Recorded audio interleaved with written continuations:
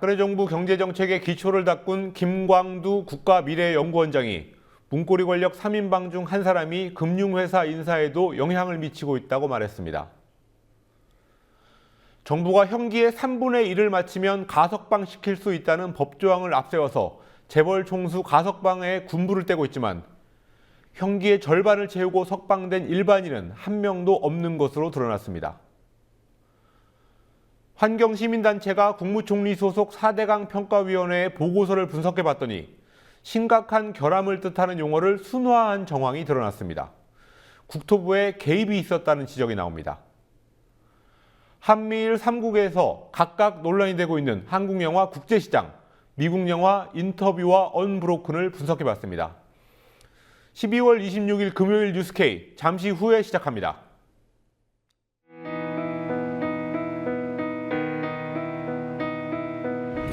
(1960년 4월 19일) 당시 언론은 빨갱이 데모라고 했습니다.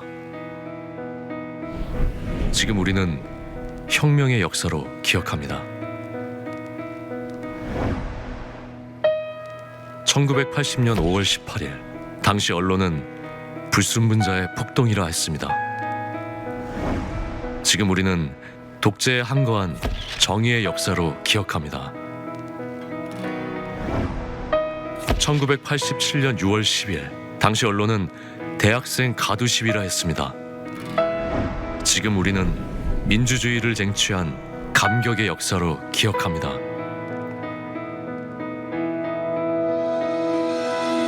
백 없고 돈 없는 노동자, 서민, 학생들이 스스로 타올라 역사를 만들었습니다. 현실은 다시 타오를 것을 요구하고 있습니다. 아니, 이미 타오르고 있습니다.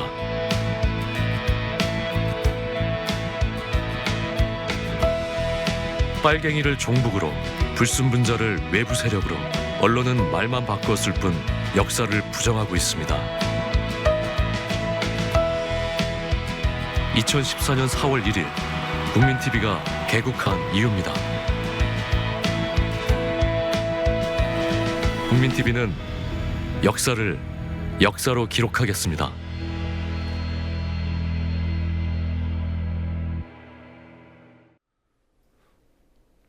정치권 소식부터 전해드리겠습니다. 정세균 의원이 오늘 새정치민주연합 대표 경선 불출마를 선언했습니다. 빅3 후보 중 한 사람이 이렇게 출마의 뜻을 접으면서 나머지 빅2도 불출마해야 한다는 목소리가 더 커질 것으로 보입니다. 새정치민주연합의 정동영 상임고문은 새로운 정당 건설을 모색하면서 탈당 여부를 고민하고 있다는 소식이 전해지고 있습니다. 국회에 나가 있는 중계 카메라 연결해서 오늘은 새정치민주연합 28 전당대회 소식을 알아보겠습니다. 김종훈 PD, 정세균 의원이 오늘 불출마를 선언하면서 어떤 이유 때문에 불출마하겠다라고 말하던가요? 예, 정세균 의원은 표면적으로는 총선과 대선의 승리를 위해 당의 분열을 막고 용광로 전당대회를 위해 밀알이 되겠다며 불출마 이유를 밝혔습니다. 지난 21일 있었던 민주연합 일부 의원들의 불출마 요구도 이번 결정에 영향을 끼쳤다고 말했습니다. 정 의원의 발언 직접 들어보시겠습니다. 그분들의 말씀이 일리가 있다고 하는 생각도 들어서 그런 부분도 충분히 감안을 하였습니다. 통합과 혁명이 가능한 그런 리더십을 가진 당대표가 나와줬으면 좋겠다. 그래서 정말 이 당이 수권 능력이 부족한 거 아니냐라고 하는 국민의 의구심을 불식시키고 이 당에게 나라를 맡겨도 되겠구나라고 하는 생각이 들 수 있는 그런 당을 건설하고 그런 당을 국민에게 선보일 수 있는 그런 역량이 필요하다고 봅니다. 예, 정 의원은 오늘 결정에 대해서는 문재인, 박지원 의원에 비해 상대적으로 당선 가능성이 낮은 상황에서 경쟁에 나서기보다 명분을 얻고 빠지는 게 낫다는 판단을 했기 때문이란 분석이 나옵니다. 빅3 불출마론을 제기했던 민주연합 비주류 의원들은 정 의원의 불출마를 계기로 문재인, 박지원 의원에 대한 압박도 계속하겠다고 밝혔습니다. 문재인 비대위원께도 저희들의 충정을 전달했습니다. 그래서 진작에 고민하겠다고 답변을 하셨고 지금 그 화답은 못 들었습니다. 저희들한테 화답할 걸로 기대하고 있고 확신하고 있습니다. 다음에 박지원 대표님께는 전 대표님께는 문서로 보냈고 아직 연락을 못 받은데 빠른 시일 내에 박지원 대표께서도 저희들에게 화답해 주시기를 소망하고 있습니다. 예, 그렇지만 문재인 박지원 의원은 지금으로서는 출마 강행 쪽에 무게를 두고 있군요. 네, 우선 박지원 의원은 출마가 확실시되고 있습니다. 박지원 의원은 오늘 페이스북에 정세균 의원의 불출마 선언이 충격이고 미안하다는 생각이 전부라고 언급했지만 당 혁신과 총선 대선 승리를 위해 제가 잘하겠다고 완주 의지를 밝혔습니다. 박 의원은 모레 일요일에 당대표 선거 출마를 공식 선언할 것으로 예상됩니다. 문재인 의원도 최근 열세 지역으로 꼽히는 호남을 방문해 당원들을 만났고 이번 주말엔 부산 경남 일대를 돌며 출마를 위한 예비 행보를 이어갈 예정입니다. 관심은 두 후보가 출마를 강행할 경우 3명으로 후보 숫자가 제한된 대표 후보에 정세균 의원 대신 누가 들어가냐 하는 점입니다.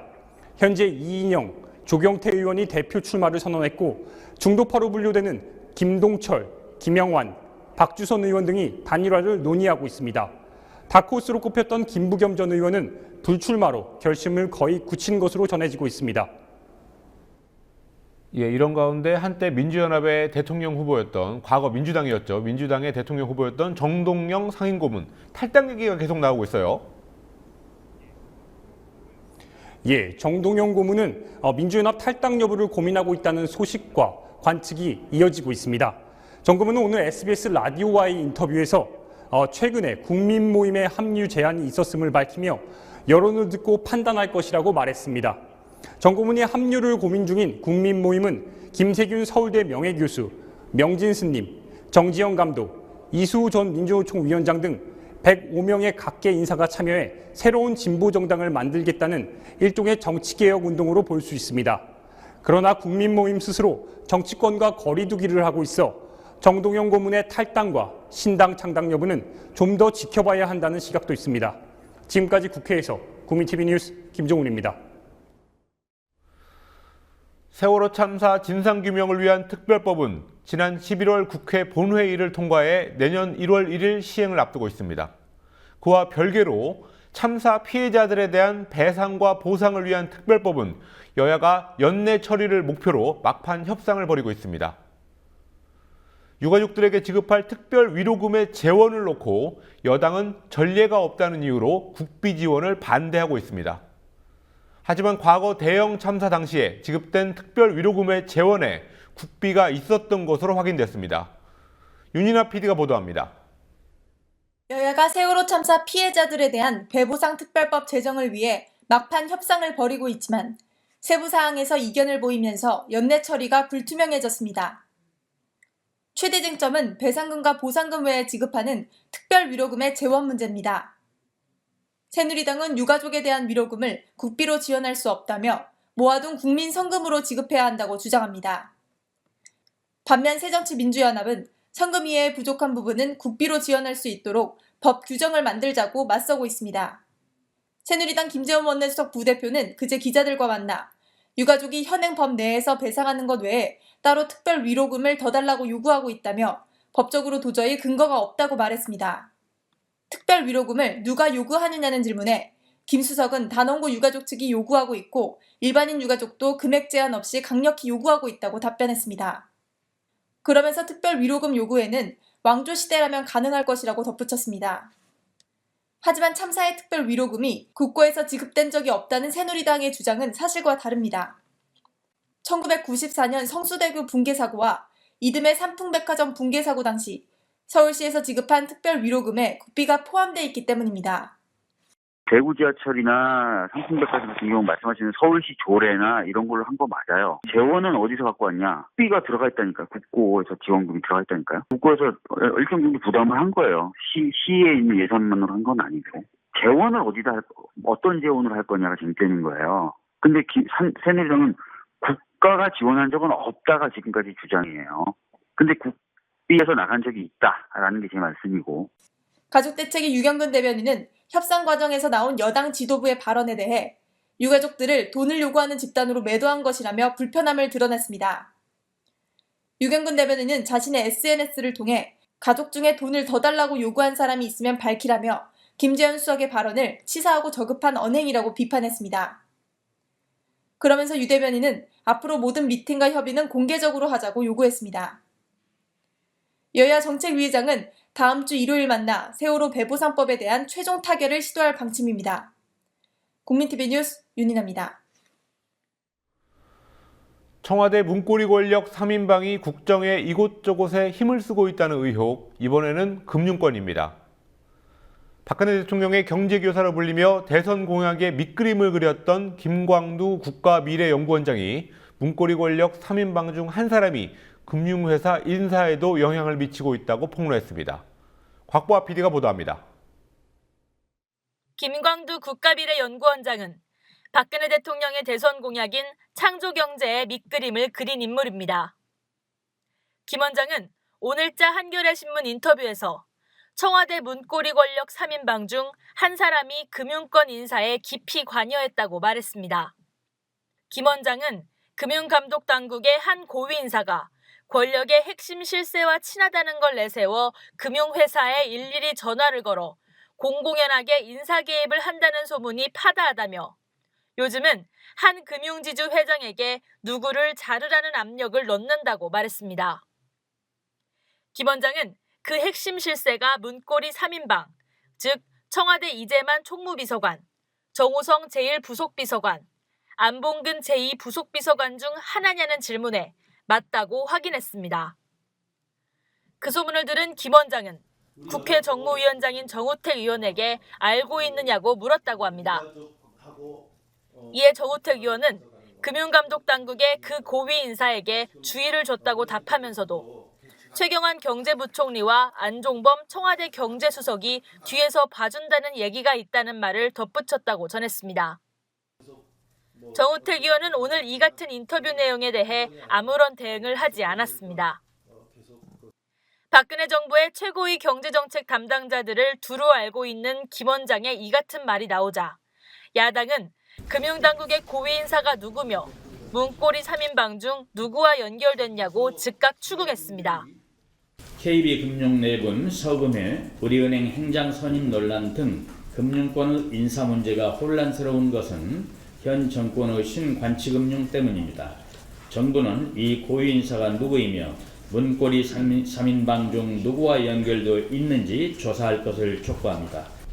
이른바 문고리 3인방 등 비선 실세들의 국정농단이 행정부를 넘어 금융계, 체육계 가리지 않고 정말 국정 전반으로 넓게 퍼져나가고 있는 게 아닌지 매우 의심스럽습니다. 이미 조홍천 전 청와대 비서관이 경찰 인사와 관련해서 안봉근 비서관을 지목했고 유진용 전 장관은 문체부 인사와 관련해서 이재만 비서관을 지목한 바 있습니다. 금융계에서는 최근 홍성국 KDB 대우증권 사장, 이광구 우리은행장 등 대통령의 모교인 서강대 출신 금융인들의 모임, 서금회 멤버들이 약진하자 서금회를 밀어주는 보이지 않는 손이 권력 핵심부에 존재한다는 말이 돌았습니다. 김 원장의 오늘 인터뷰는 서금회 논란을 통해 제기된 관치금융 문제는 근거가 있는 주장이며 문고리 3인방 등 청와대 실세들이 관치의 뿌리임을 보여주는 걸로 풀이됩니다. 십상시 논란 이후 보수 언론들도 청와대 인적 쇄신을 주장하고 있는 가운데 권력 핵심들의 금융권 인사 개입까지 폭로되면서 김기춘 청와대 비서실장과 문고리 3인방이 사퇴해야 한다는 여론은 더 확산될 것으로 보입니다. 국민TV 뉴스 곽보아입니다.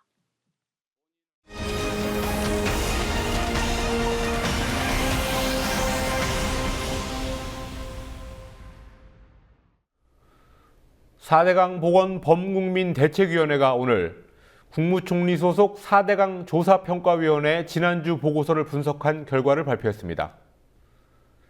이들은 4대강 조사평가위원회의 활동에 의해서 4대강 사업이 무용지물이라는 사실이 재확인됐다고 평가했습니다.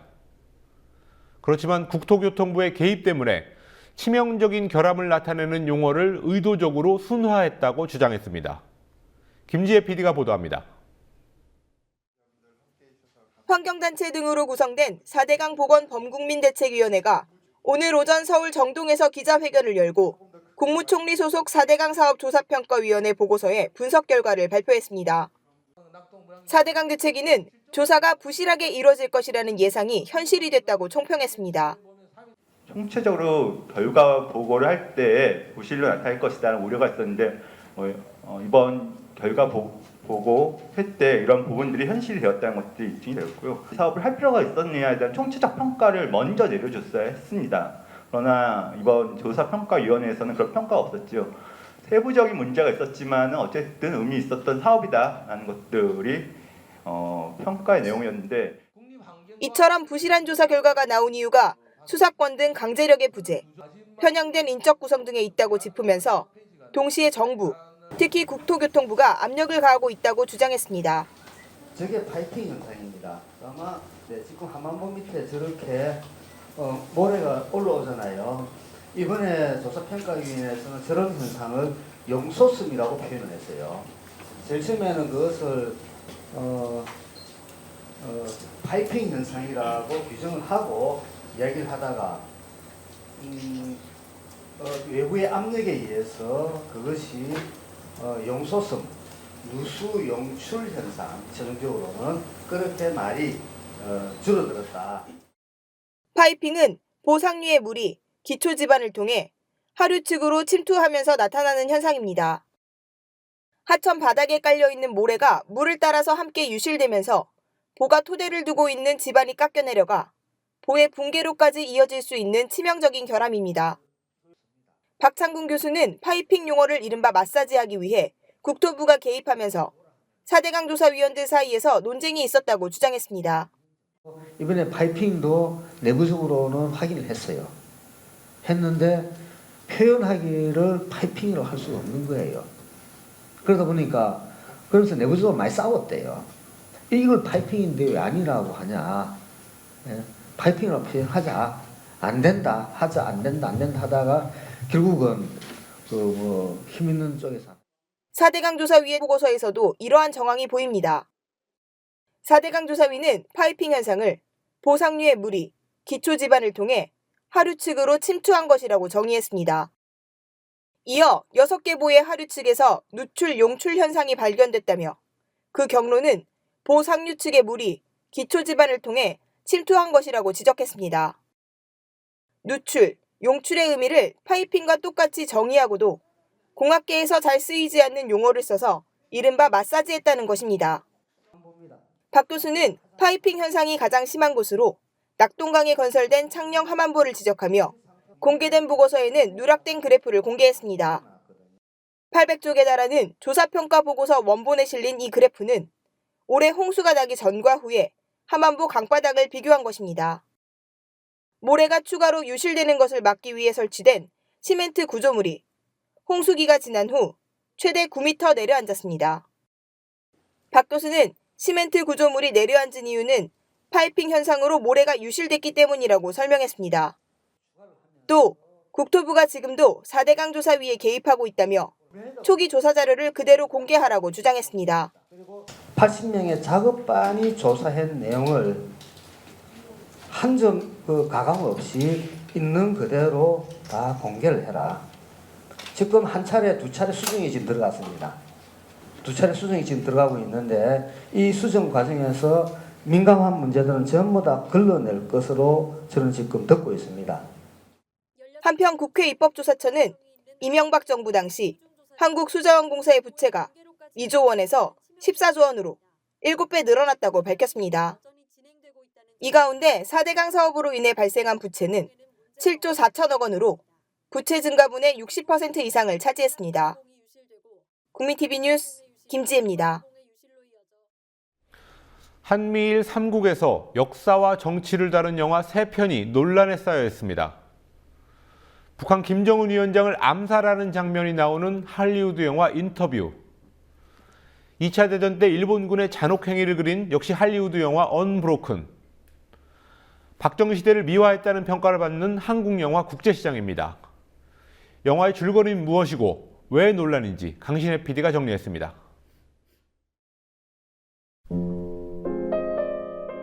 영화 인터뷰, 북한 김정은 위원장을 암살하는 장면이 나옵니다. 김 위원장을 인터뷰할 기회를 얻은 미국의 토크쇼 사회자와 연출자가 중앙정보국 CIA로부터 김정은 암살을 제안받으면서 벌어지는 소동을 다룬 코미디 영화입니다.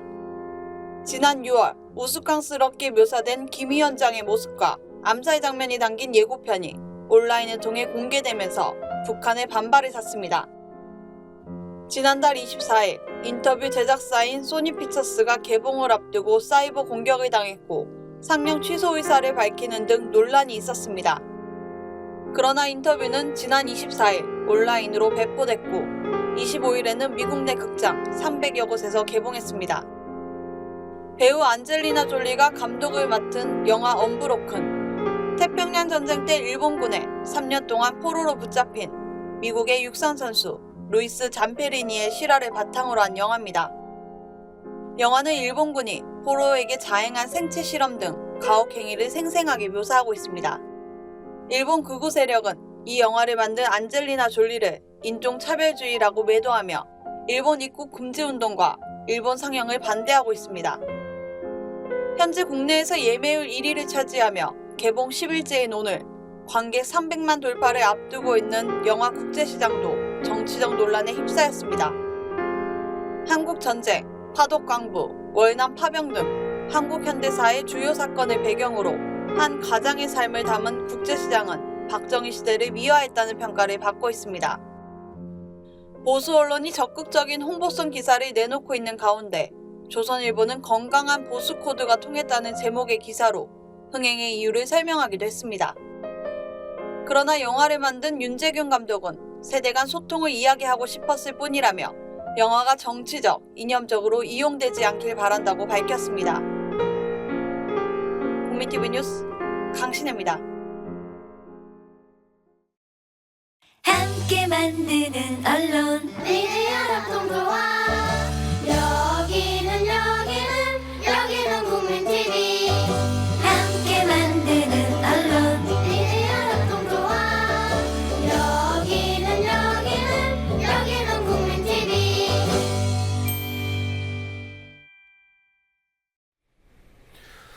일부 정치권 인사들이 최근 기업 총수의 가석방을 반대하는 것은 형평성에 어긋난다고 주장하고 있습니다.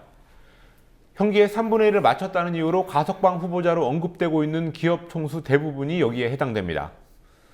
하지만 기업인뿐만 아니라 어느 누구도 형기 3분의 1을 마쳤다고 해서 가석방이 된 사례는 없었습니다.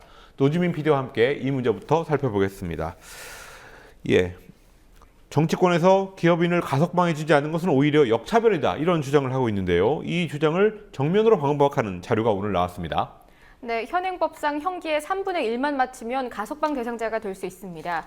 정치권 일각에서는 이 조항을 들어서 이 기준에 맞는 기업 총수들을 가석방하자고 주장하고 있습니다. 그런데 정의당 서기호 의원이 오늘 현실과 동떨어진 이야기라면서 지적하고 나섰습니다. 실제로는 가석방 대상자들이 3분의 1이 아닌 3분의 2 이상의, 즉 70% 이상의 형기를 마쳤을 때만 주로 가석방이 되고 있다라는 현실과 전혀 동떨어진 이야기입니다.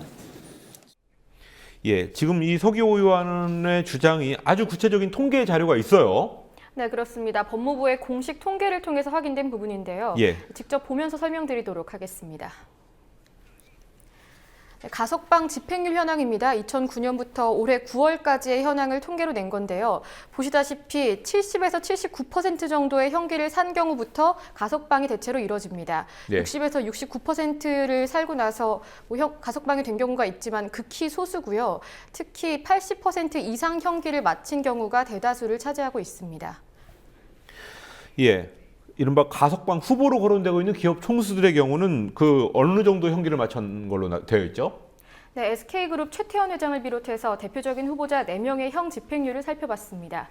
대부분 절반도 채우지 못하는 것으로 확인됐는데요. 보시다시피 올해 12월 31일을 기점으로 최태원 회장의 경우에는 48%, 최재원 부회장도 마찬가지고요.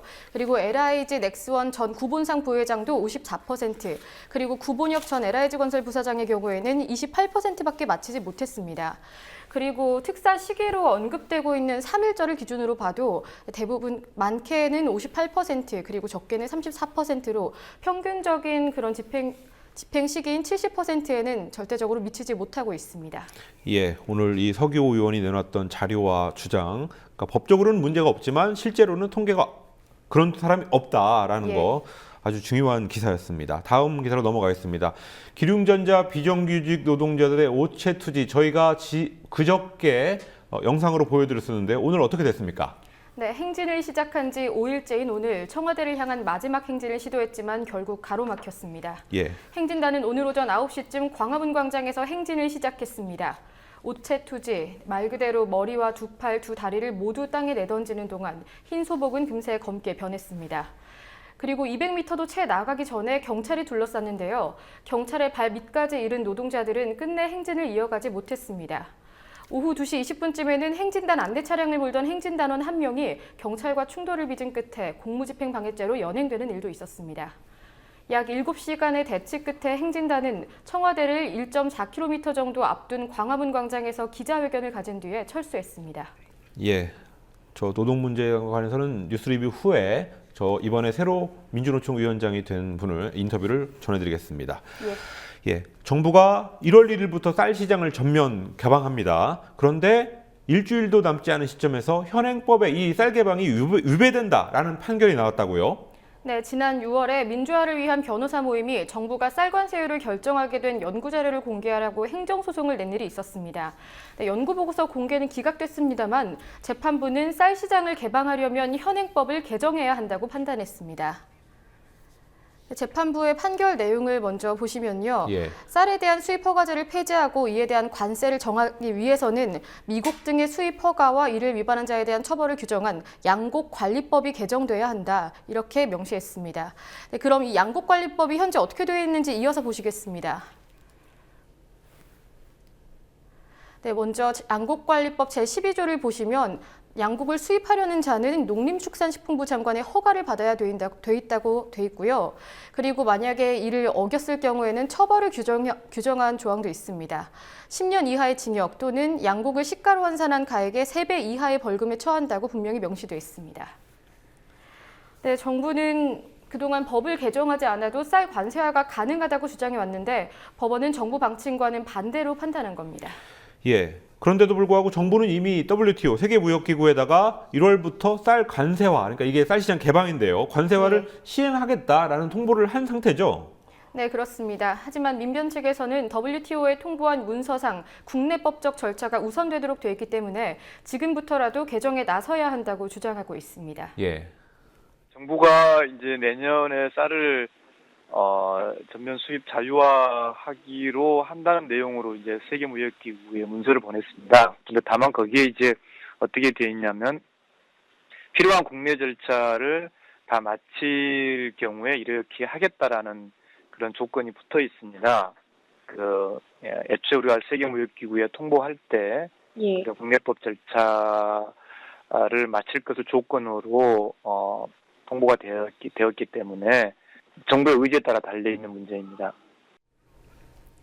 네, 민변은 또한 쌀 관세율의 투명성과 관련해서는 법원이 국회에서의 논의를 통해서 해소될 수 있을 것으로 보인다고 했다는 점을 강조했습니다.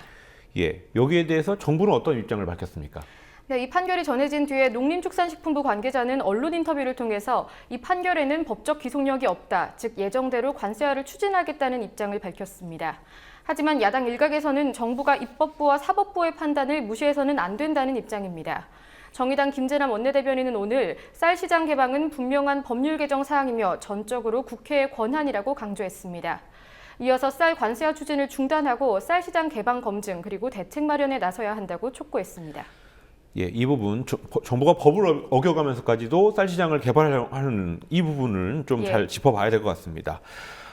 다음 소식입니다. 최경환 경제부총리의 야심작 있죠. 이른바 가계소득 증대세제 3법. 그러니까 가계소득을 많게 하게 하는 세금법인데 이 입법 예고가 됐습니다. 여기에 대해서 좀 살펴볼 건데 일단 가계소득증대세제가 뭔가 이 내용부터 간략히 살펴보겠습니다. 네, 가계소득증대세제 3법은 기업소득환류세제와 배당소득증대세제, 그리고 근로소득증대세제 등 세 가지를 말합니다. 예. 최 부총리는 이 세 가지 시행령을 통해서 기업의 소득이 가계소득으로 흘러갈 수 있도록 추진하겠다, 이렇게 강조해왔습니다. 하지만 그리 큰 효과를 기대하기는 어렵다는 평가인데요. 하나씩 설명드리도록 하겠습니다. 네, 우선 최 부총리가 직접 이름까지 지은 기업소득환류세제부터 보시겠습니다. 네, 차내유보금 과세 대신에 적용하기로 한 제도인데요. 네, 투자 임금 증가 그리고 배당 금액이 당기소득의 80% 미만, 그리고 임금 증가와 배당이 당기소득의 30% 미만일 경우에는 과세하겠다는 겁니다. 그런데 이 투자 금액을 보시면요. 투자에 업무용 부동산 투자분을 포함시켰습니다. 그런데 이 투자 금액이 범위가 넓어질수록 과세 대상이 되는 범위도 줄고, 따라서 기업 세부담도 감소된다는 점에서 기업이 빠져나갈 수 있는 허점을 만들어준 게 아니냐, 이런 얘기가 나오고 있습니다. 예. 네, 특히 최근 현대기아차의 삼성동 한전부지 매각에 관련해서 지금 이 업무용 부동산에 포함이 될 것인지 아니면 빠지게 될 것인지에 대해서 좀 관심이 집중되고 있습니다. 예. 네, 또 이어서 두 번째 제도를 보겠습니다. 배당소득증대세제인데요. 말 그대로 배당소득에 대한 세제를 말합니다. 고배당 상장기업 배당소득에 대한 원천 징수세율을 현행 14%에서 9%로 줄여주겠다는 겁니다. 근데 이 역시 문제가 지적되고 있습니다. 화면을 보시면요. 가계소득증대와 그리고 배당소득에 대한 증대세제 제도는 연관성이 적다는 지적입니다. 그리고 실제로 2012년을 기준으로 봤을 때 전체 가계소득 중에서 배당소득이 차지하는 비중은 1.9%에 불과한다는 근거 자료도 나왔습니다. 네, 마지막으로 하나 더 보시겠습니다. 네, 마지막 세 번째 법안이 근로소득 증대세제에 관한 건데요. 최근 3년간 평균 임금 증가율이 넘게 근로자 임금을 증가시키면 이 증가분의 10%에 대해서는 세액을 공제해준다는 제도입니다. 하지만 이 부분에 대해서 근로소득을 증대하려면 근본적으로는 최저임금을 높여줘야 되는 게 아니냐라는 지적도 있고요. 또 임금 인상률을 3년 동안 낮게 유지하다가 4년째에 돼서야 임금을 인상하는 편법도 우려되고 있습니다. 예, 최경환 부총리의 아심작 여러 가지 문제점들이 지적되고 있습니다. 예, 다음 소식입니다. 국방부가 한미일 북핵 미사일 정보 협정이라는 협정을 체결에 대한 일정을 오늘 밝혔습니다. 네, 국방부가 오늘 한미일 3국 간의 북핵 미사일 정보 협정을 29일에 체결하겠다, 이렇게 밝혔습니다. 한미일 북핵 미사일 정보 협정은 이명박 정부 시절에 무산됐던 한일 정보보호 협정의 꼼수라는 지적이 나옵니다. 국방부는 한국과 일본이 포괄적인 군사 정보를 주고받을 수 있었던 그 과거 협정과는 달리 이번 협정의 경우에는 미국을 거쳐서 공유되기 때문에 다르다고 설명하고 있습니다. 예. 그런데 한국, 미국 간의 군사협정은, 이 군사정보협정은 이미 체결돼 있는 상태죠? 예, 한미도 그렇고 미일도 마찬가지입니다. 예. 따라서 3국 간의 협정은 미국을 방패막이로 삼은 사실상 한일 간의 우회협정이라는 지적이 나옵니다. 일본과의 군사협정에 대한 반대 여론을 무마시키기 위해서 미국을 포함시키고 또 군사정보 공유라는 표현 대신 핵미사일 정보로 명칭을 바꿨다는 겁니다. 예, 이게 꼼수의 꼼수를 거쳐서 이런 식으로 추진이 되고 있습니다. 이번 협정이 시행되면 한미일 3국 간의 MD, 미사일 방어 공조 체제의 토대가 마련된다, 이런 평가가 있죠. 네, 그렇습니다. 이번 체결로서 한국형 미사일 방어, 그러니까 KAMD 작전 통제소가 북한 미사일 정보를 탐지하면 이것이 주한미군의 작전 통제소를 거쳐서 일본 MD 지휘 시스템까지 도달하게 되는 겁니다. 일각에서는 전작권 재연기 합의를 얻어낸 한국이 미국의 압박에 못 이겨서 이 체결을 받아들였다는 추측도 제기되고 있습니다. 예, 노지민 PD와 함께 뉴스 리뷰 진행했습니다. 수고하셨습니다. 예. 한상균 전 금속노조 쌍용차 지부장이 민주노총 사상 처음으로 직접 투표를 통해 새 위원장에 당선됐습니다. 민주노총 내 최대 정파의 지원을 받은 후보를 결선 투표에서 누른 것으로 이변이라는 평가를 받고 있습니다. 한상균 당선자는 2009년 쌍용차 해고 때 노조 지부장으로 77일 동안 파업을 주도했고 2012년 만기 출소 후에는 해고자 복직 투쟁을 이끌어왔습니다. 오늘 민주노총 8기 위원장이 된 한상균 당선자를 성지훈 PD가 만나봤습니다. 민주노총 제8기 위원장, 수석부위원장, 사무총장 선거의 결선 투표 결과 교회 2번 한상균, 최종진, 이영주 후보가 최종 당선자로 결정되었습니다.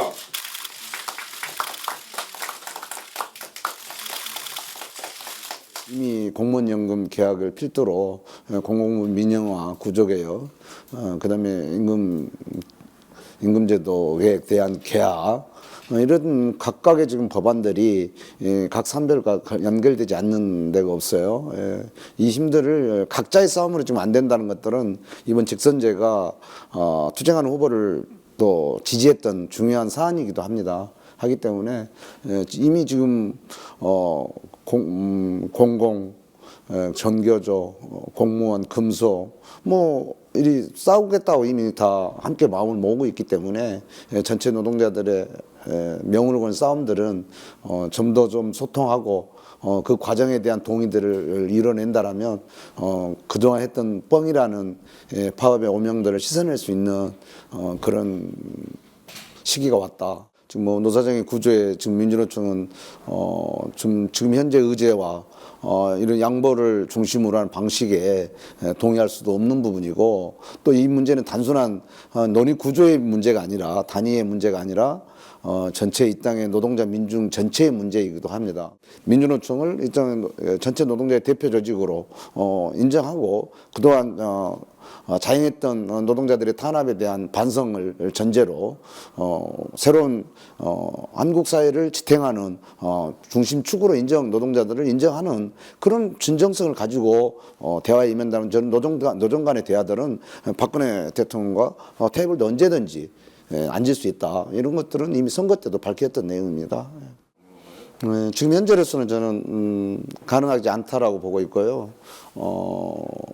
이미 여러 가지 지금 현재 논의되는 과정도 아시겠지만 그것을 이미 합의가 아니더라도 정부 시행령이라든가 가이드라인으로라도 밀겠다라는 속셈이 이미 다 나와 있는 거고, 정말 우리 동지들이 다 하늘로 올라가고 굶고 옷제 투지를 하는 모습들은 그야말로 고행을 자초하는 일들이거든요. 결국은 자본에 대한 분노도 이야기하고 있지만 어떻게 보면 민주노총에 단결하라, 이 땅의 노동자들이여 단결하자, 그래서 싸워서 이기자라는 호소를 하고 있다고 저는 생각하고 있습니다.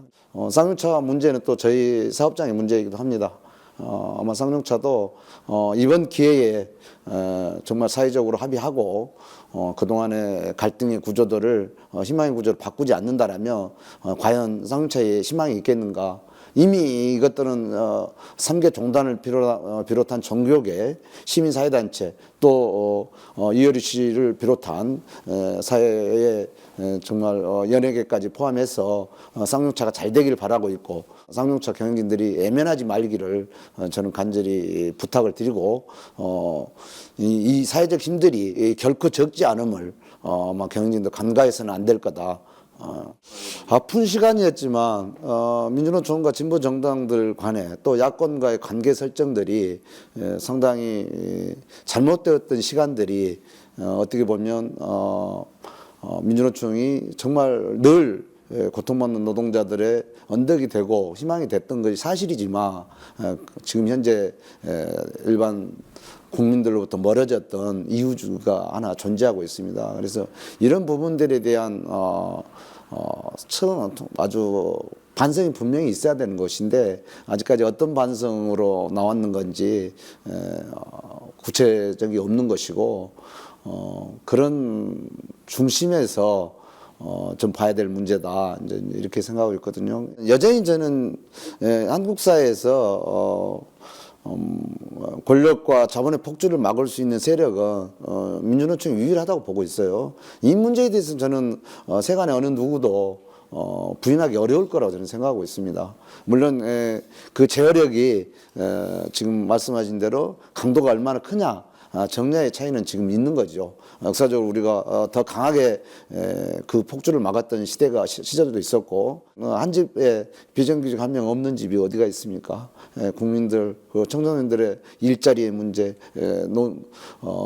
우리 어머니 아버지들의 노후의 문제들, 또 정례고의 폭압에 하루하루 직장생활 편치 않는 직장인들 모두가 민주노총을 저는 바라보고 있다고 생각합니다. 그래서 이 의제들을 국민과 함께 모아내는 역할들이 굉장히 중요하죠. 한 해에 정례고로만 표현이 다르지만 어찌든 해고로서 직장을 떠나는 사람이 200만이 넘고 있어요. 최저임금도 못 받는 노동자들이 각 집집마다 한 명씩 없는 집이 누가 있습니까? 이렇듯 노동의 문제가 사실 나의 문제인데 이것을 과연 민주노총이 제대로 대중 속, 국민 속을 파고들지 못했다는 지적을 지금 하고 있는 것 같은데 이 문제에 대해서 여전히 이제 해법을 찾아야 될 것 같고요. 저도 현장에서 투쟁했던 현장 투쟁 출신으로서 이 문제에 대해서 고민이 누구보다 많고 어떻게 대중적으로 좀 접근할 거냐. 이런 직선제 지도부를 뽑았음에도 불구하고 변화를 이뤄내지 못한다면 정말 가는다는 희망까지도 희망 조금 남아있는 조합원들은 절망으로 다 빠질 거라고 보고 있거든요. 그래서 그렇지 않아야 된다는 저도 중압감을 늘 가지고 있고요. 그것들에 대한 답변은 약속했던 선거 기간 내내 약속했던 것들을 진솔하게 저는 지켜나가는 것이 가장 중요할 거다 이렇게 생각합니다.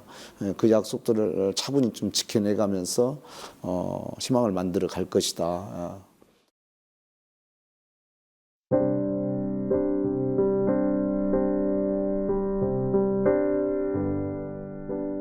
슬픔도 많고 아픔도 많은 세상이라도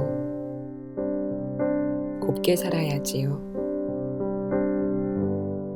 눈길 걷듯 조심조심 살아야지요. 그래야겠습니다.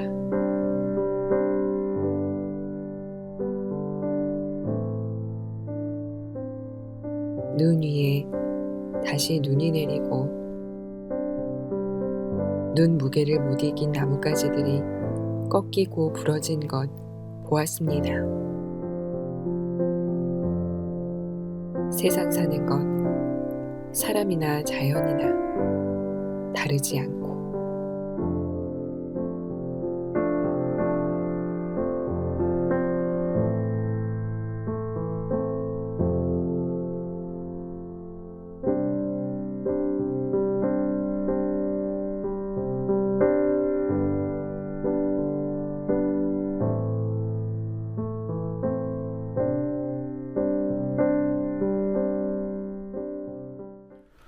한미일 3국의 군사정보 공유 약정 소식을 뉴스리뷰 시간에 전해드렸습니다.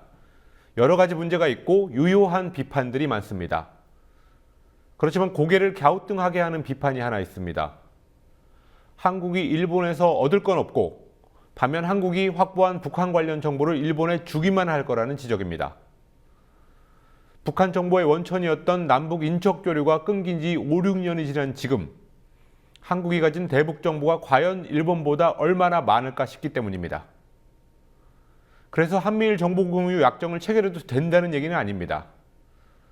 북한 정보가 일본 못지않게 없는 이 비정상의 상황에 대한 개탄입니다. 비정상 상황이 마치 정상인 것처럼 계속되는 것, 이것이 박근혜 대통령이 말하는 비정상의 정상화가 아닌지 묻고 싶습니다.